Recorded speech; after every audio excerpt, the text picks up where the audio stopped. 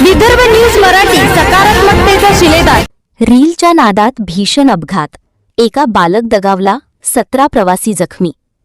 मोबाईलवर रील बनवण्याच्या नादात एका खासगी बस चालकाच्या निष्काळजीपणामुळे भीषण अपघात घडून एका निष्पाप बालक दगावला, तर 17 प्रवासी जखमी झाले आहेत।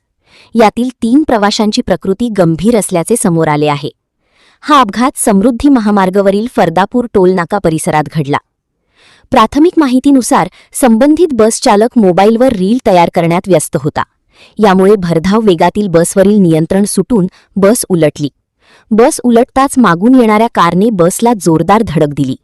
या दुहेरी धडकेमुळे अपघाताची तीव्रता वाढली असून कारचेही मोठे नुकसान झाले आहे।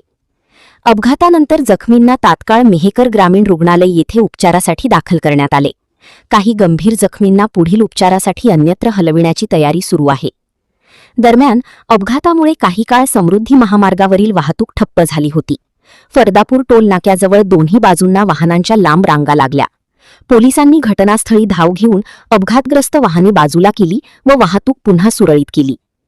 या घटनेमुळे वाहन चालवताना मोबाईल वापरण्याच्या वाढत्या प्रवृत्तीबाबत गंभीर प्रश्न उपस्थित झाले असून अशा निष्काळजीपणावर कठोर कारवाई करण्याची मागणी होत आहे।